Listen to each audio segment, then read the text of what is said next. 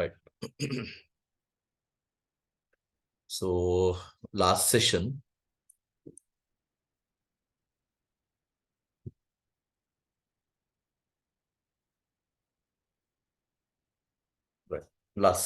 we have come up with all these introduction concepts about Visual C#.NET and advantages of .NET over Java. And last session, we started with this topic called features of C#.NET.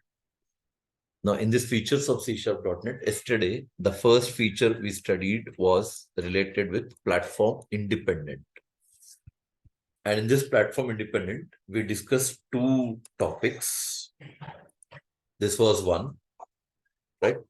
What is called platform independent. And the next part that we discussed, what is the process that it follows for the compilation and execution of C#.NET application. And during this discussion, we have come across to study about something called JIT compiler.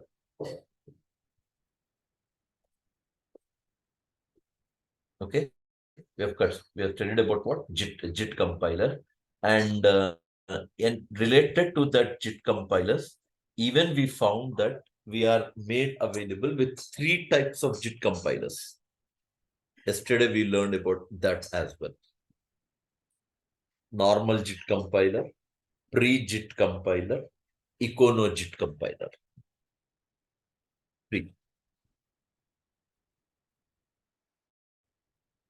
Right, and this yesterday, whatever the architecture I covered, this JIT compiler was about normal JIT compiler. So CLR has a component called JIT compiler, that's called just-in-time compiler, that will translate required code in execution to native code, machine language for operating system, and that is stored into buffer or cache memory for reusability. And when your program is compiled, it will generate these 4 components as it. We haven't studied any component like assembly manifest, CIL code, metadata. Just I made a list like what all happens during compilation. What are the files that it creates during compilation? Yeah, you have to rejoin, Lakshman. You have to rejoin the session.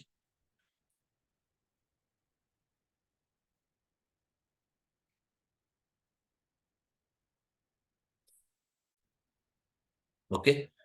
Today, we are going to have our next feature to study, that is called language independent. Language independent. And here we learn .NET application logic can be developed in any .NET framework compatible language.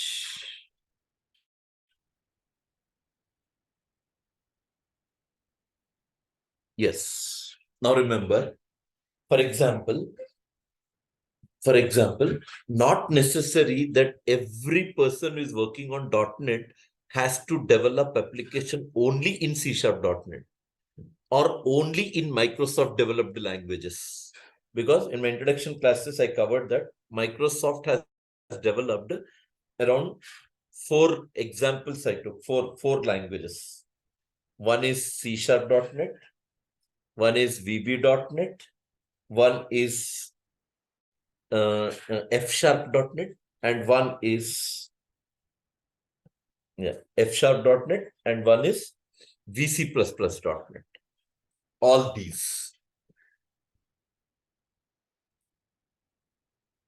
these were Microsoft developed languages. I'm not saying that the .NET application has to be developed only in the Microsoft developed languages. No, not necessary. Rather, you can have various languages, various languages. Okay, those are some are developed by Microsoft, some are third-party languages. Some are third-party. Okay, let me write here. Hence, .NET is called language independent.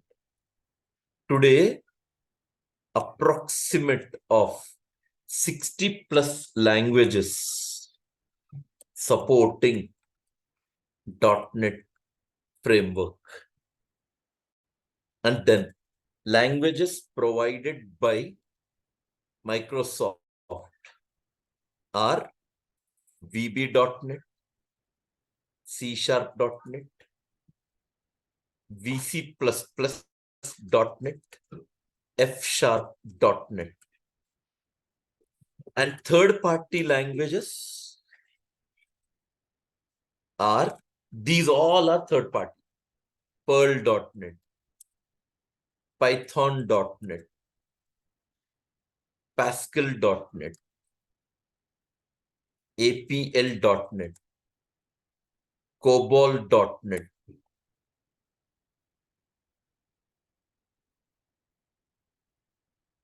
then Eiffel.NET, Haskell.NET, then Smalltalk.NET, Oberon.NET, PHP.NET, J#.NET, etc. These all are what? Third party languages. Many are there, many, a big list. 60 plus, I'm saying, 60 plus languages. So it means what? If a project is being developed in .NET, and if a person is experienced in COBOL, he don't need to learn C#.NET to develop that application. He can use COBOL.NET and can develop an application which is based on .NET framework.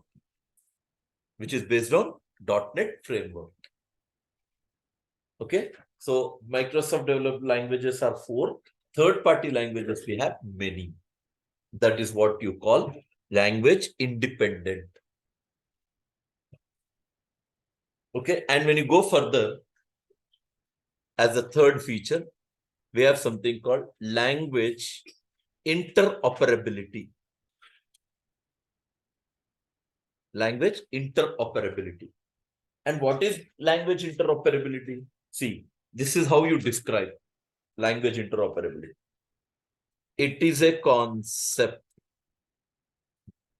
of developing .NET application with the help of more than one .NET language. Yes. Now, let me give an example here. Through example, we'll try to understand. For example, assume that we have a few developers who are aware of VB.NET. Some developers who have knowledge in VB.NET.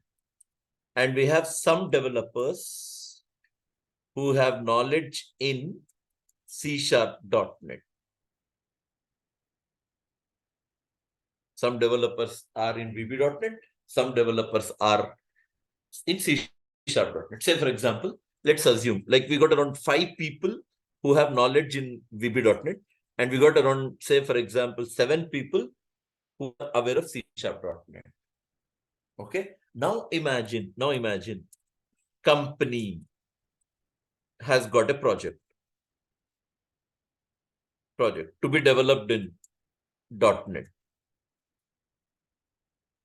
Okay. And obviously that is web application project. It is web application. Web project. Now the question is, instead of making only C# developers to involve in the project, what company can do is they can ask even VB.NET programs to join into that project, so that some web applications VB.NET developers will develop.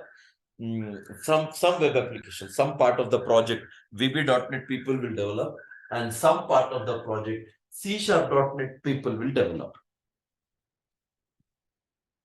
Some part C#, it is being developed in C#. Some web applications are being developed under what? VB. Now, what is happening? Now you can see that project is one only, but two subjects are involved in the development of application, web application. So what are those two? Some people are using ASP.NET with VB, and some people are developing ASP.NET application with C#.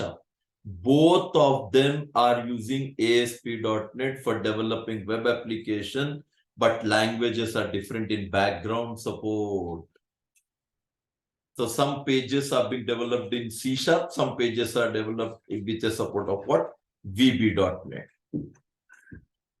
But the question now is, possibilities there like this C# page, C# web page means the page which is designed with the back support of C#, want to access VB, you want to access a page which is developed in VB. You understand? So at that time, this feature will come into picture. Language interoperability. That is what the definition I wrote. Developing .NET application with the help of more than one .NET language. More than one .NET language.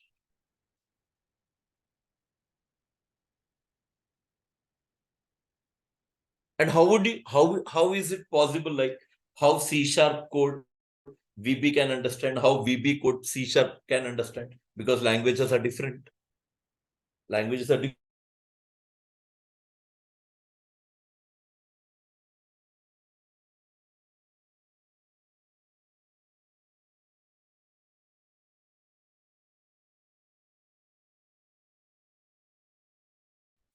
CTS.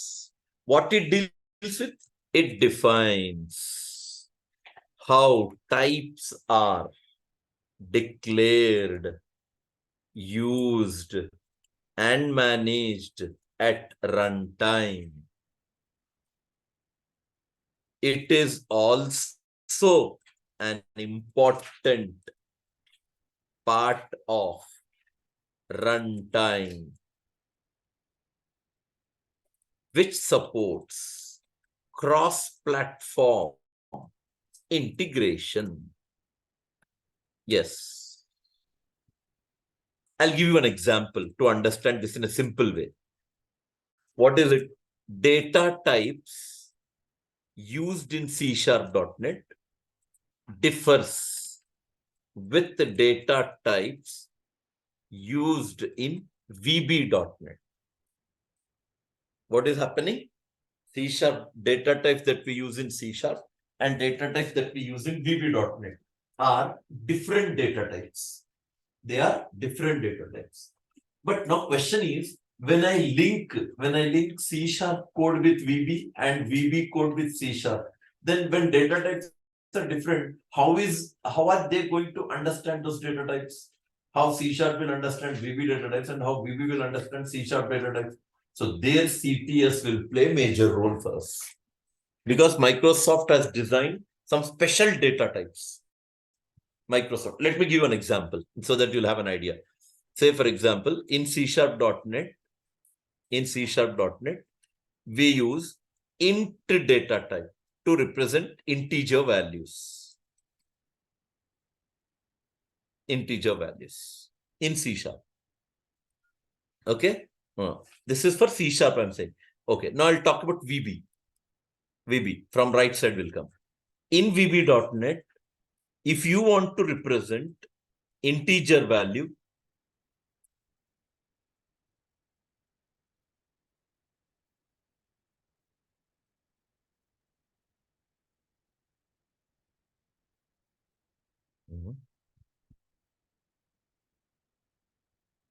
yeah, in VB.NET, integer values are represented with this word, integer. C#, what is the data type we use? Int, for representing integer values.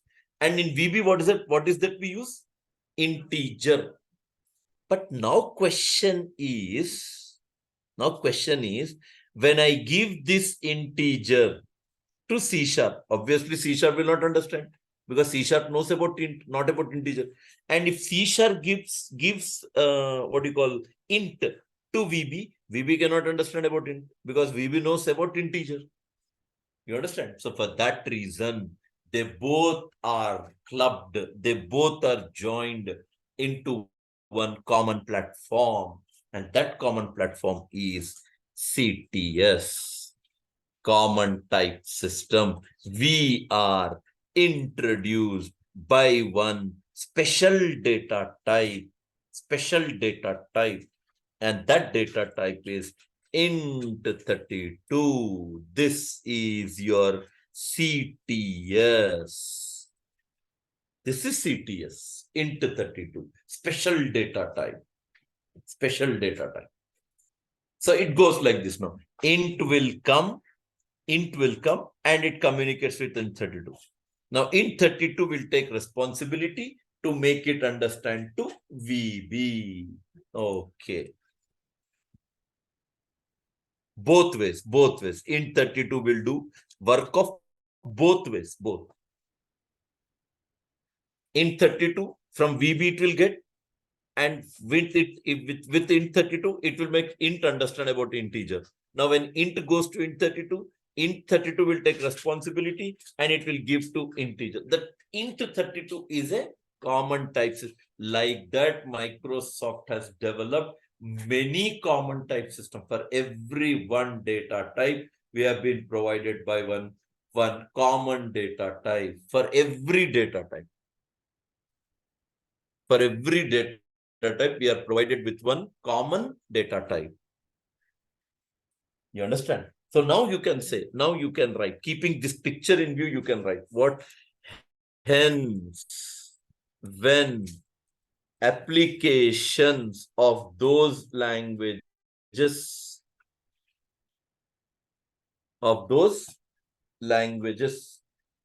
applications of these languages need to be executed together, then the problem will be solved in .NET using CTS, Common Type System.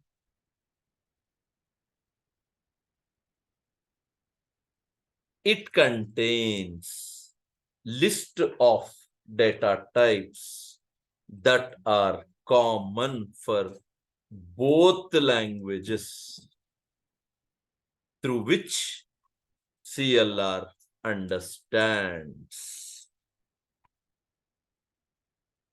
CTS will play major role. And where is CTS? CTS is a part of. It is one of the components. And what is that component? That component is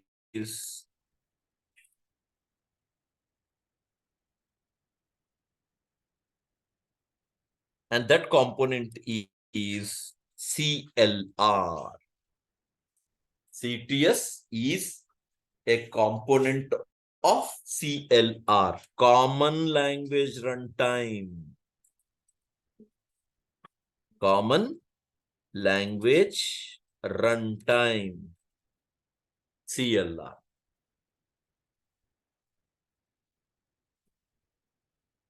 And this CTS will allow now. This will allow C# to invoke VB code and vice versa.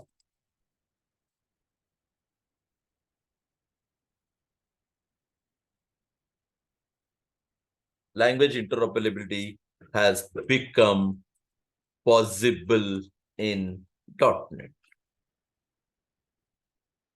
This is the concept of language interoperability. Language independent is different. Language interoperability is different. Language independent is developing .NET application in any .NET framework compatible language. Language interoperability is developing an application with more than one .NET language. The best example what I gave is about web application. If you are developing a website using .NET, then some web pages you can develop taking language as C sharp. Some web pages you can develop by using a language called VB.NET. So at that time, definitely you may have a connection that the page which you develop with C sharp.NET want to have a connection with VB, or some other page want to have a connection of C sharp from VB.NET. So at that time, this CTS will help us. So if time permits, when I start ASP.NET, definitely you people will experience language interoperability in ASP.NET.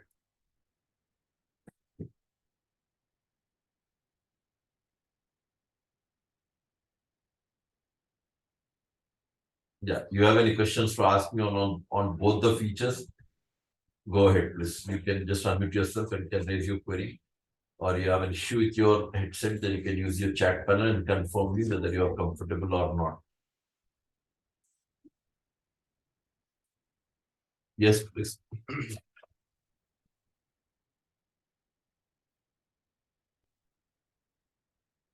Any questions that you want to ask on this, Satyam? Harshad? No, sir. Okay, Satyam.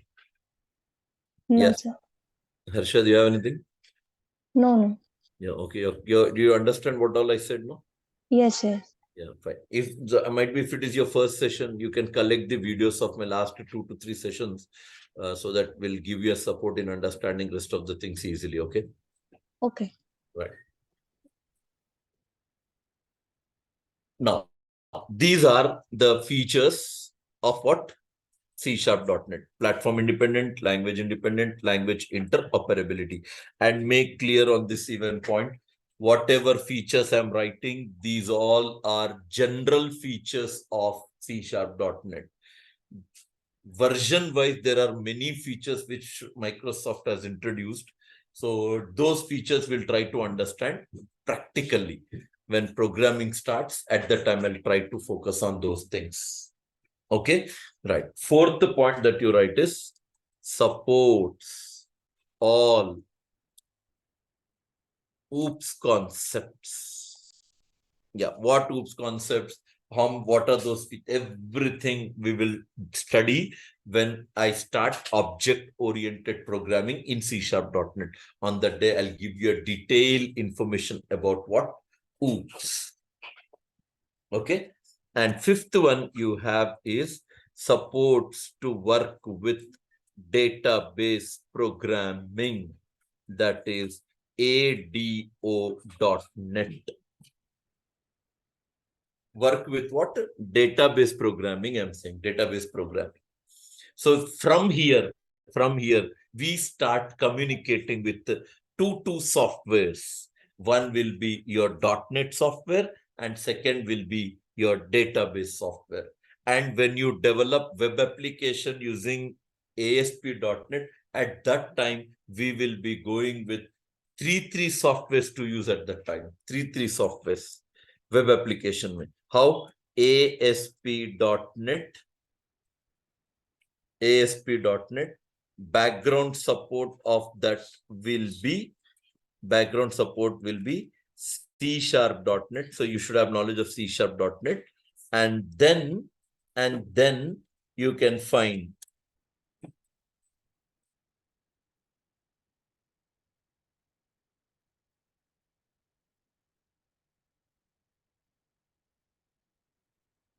C#.NET we use in ASP.NET, and then we go with what? Database. C#.NET is linked to ASP.NET, and ASP.NET will have a connection with what? Database. So you should have knowledge of ASP.NET, you should have knowledge of C#.NET, even you should have knowledge of database. That is the reason in my demo class I said you are being provided with fundamental concepts required for .NET on SQL Server. Required for .NET, not in depth of SQL Server. Whatever needed for .NET, only those things will be covered in the sessions of what? .NET. That is about SQL Server.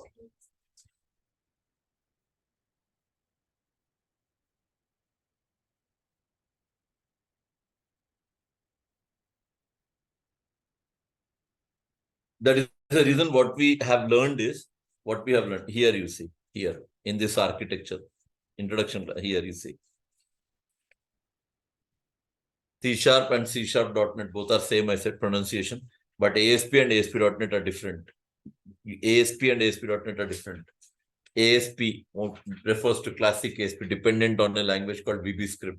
ASP.NET dependent on a language called C#.NET or VB.NET. That ASP application we develop on IIS server. ASP.NET application we develop or we run it on IIS Express. You understand? So on the other day when I come up with introduction to C#, I've explained you that stuff.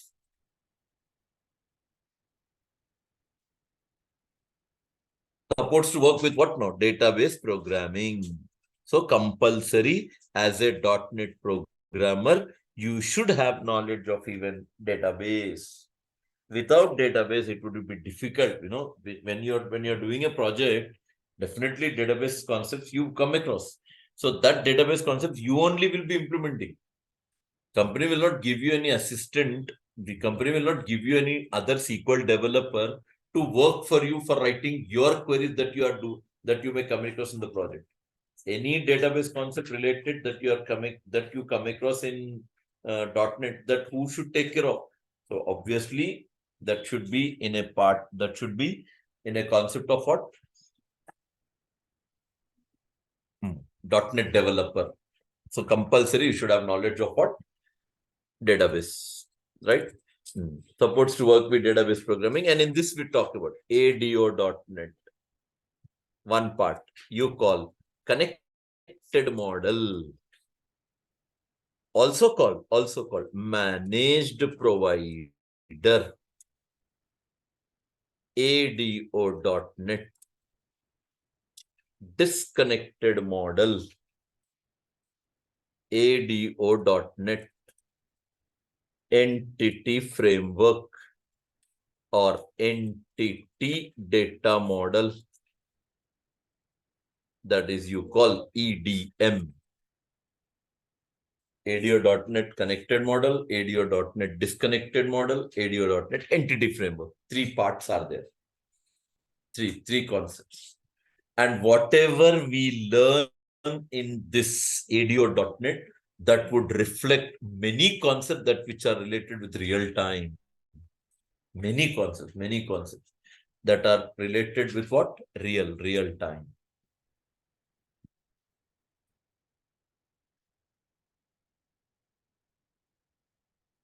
That would be one more feature.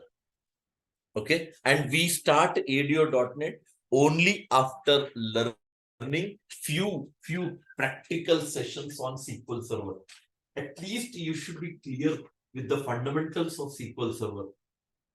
You understand? Types of servers, right? Types of authentications, types of users, right? What will be the approach in working with database, right? What are the steps that are involved to work with database?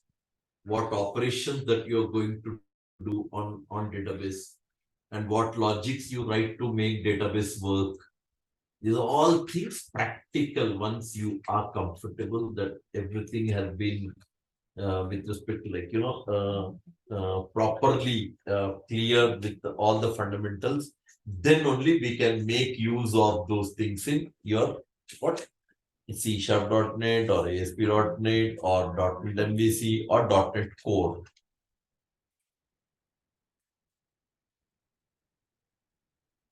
And you know something? If I start talking about C#.NET, VB.NET, ASP.NET, SQL Server, full content, then ASP.NET MVC and .NET Core. If everything I go in detail of everything, even SQL Server, I'm saying, not that required content we focus on .NET, rather if we cover, if I'm just example I'm giving, I'm just giving an example so that you could get an idea.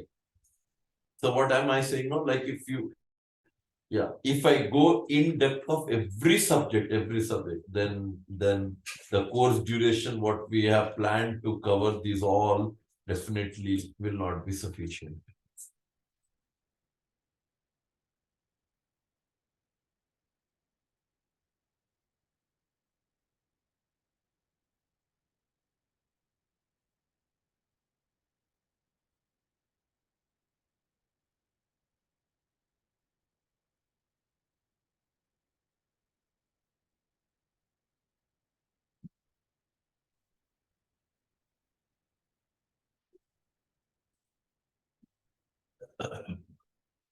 Okay. Then this is how you work with the ADO.NET, right? So 4 months will not be sufficient if I go in deep of all this. Actually, if this is what we have planned for 4 months, but I have at corporate trainings that I would take up for full stack. This is full stack .NET full stack. That includes everything like C#.NET, SQL Server, HTML, CSS, JavaScript, ASP.NET Web Forms, .NET MVC, .NET Core, WCF, WPF, Angular, and one more also added for React. Then to focus on all these with in-depth content, everything in detail, everything. Then we need at least an year, Everything will be covered, everything in depth the two. This is general course I'm saying, not about our course content. Our course content is only a 4 months duration. You understand? That too, in that, what is that we have planned is, we have planned to go with C#.NET full, major is full, complete C#.NET. Then .NET Core full, complete, full .NET Core. And then these all are overview. Here, SQL Server required for .NET. What is needed, only that part I'll highlight and that part we'll study. Then ADO.NET full we study, complete. Nothing we skip from here. ASP.NET and ASP.NET MVC basics. What is what also, if I explain, that's more than this. Even in that basics also, we'll have at least 2 weeks of sessions to study. 2 weeks on ASP.NET, 2 weeks on ASP.NET MVC. So in that way, we are planning to go in this forum. But I don't say like exactly sharp 4 months where the course will be over. No, and then at least you keep a buffer of at least 15 to 20 days in excess, so that we can wind up your things in an easy way. This is what their plan is.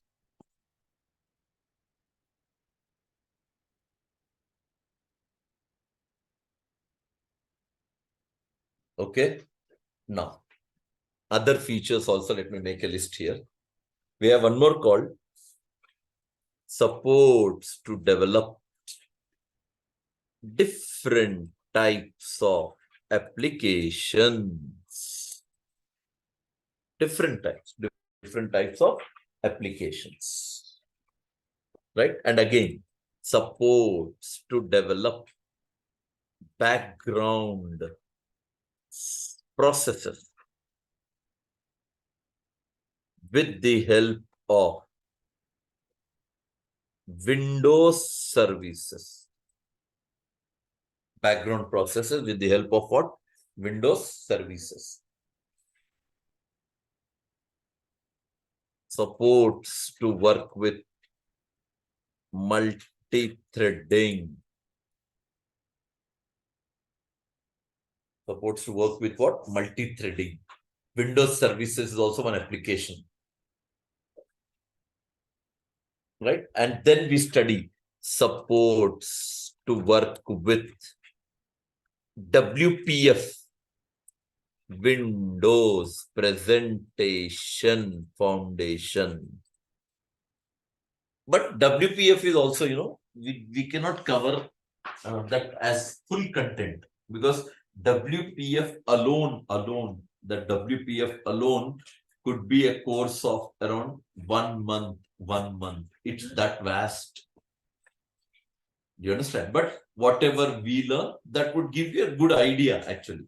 What is WPF? How are we going to code? What type of language we use in it? And how do we use that language? What are the syntax? What is that syntax of that language? Right? Because in WPF, they have introduced one new language called XAML. One new language they have introduced for WPF. They call as what? XAML. Pronunciation is XAML, actually. ZAMMEL. XAML, but you write as XAML. XAML we pronounce as XAML.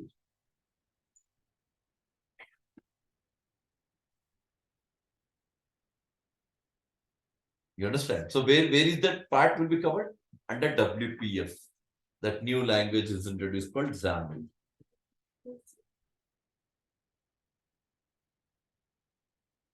You understand? But whatever I cover, even in that is lot content. Like that would even be a session of around 2 to 3 days for us. You understand? Overview, not in detail, because we don't have that much time for our course to go in depth of everything of that course, what we have planned. If you're planning for .NET full stack, what I have shown you, that will be a different, like course content, different in detail of everything, different fee structure for that. Course duration is different, right? So that would be actually a plan.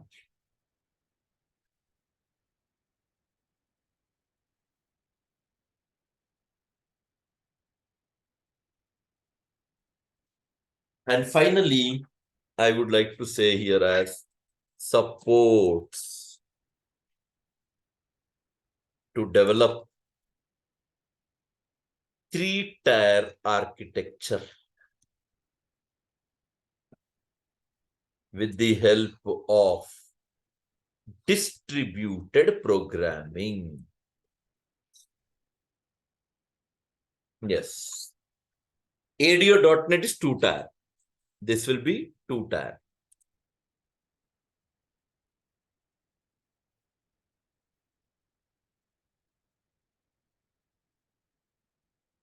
That is 2-tier, and distributed programming is 3-tier. We'll cover this also in our course content. C# will cover this. Yeah, we'll see how you design.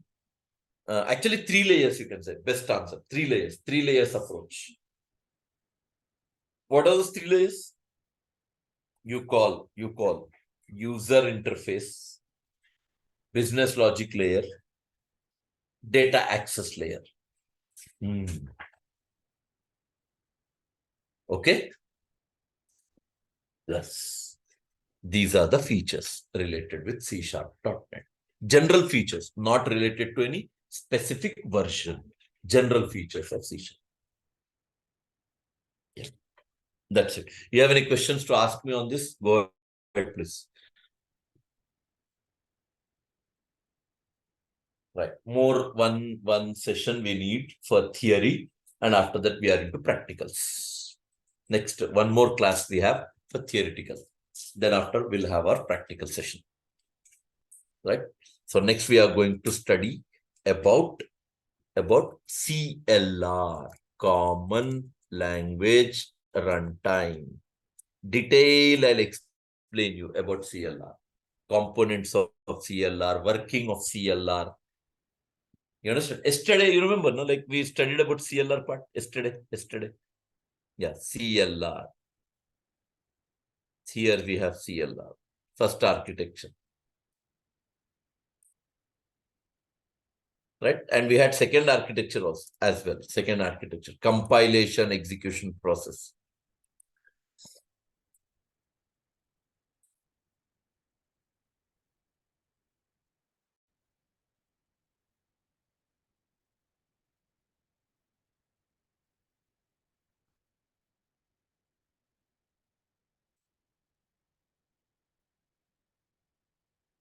Okay. Yeah, here also we had CLR. And we have come across one component to study called JIT compiler yesterday. Today we have come across one more component to study that is called CTS. Today, CTS, second component. Like that, CLR has around 11 to 12 components. Right? Some of the components, I'll just give a list in my next class. We'll discuss about the other component. Not all components we study, but some components are there which we can study in introduction itself. Yeah, that's it.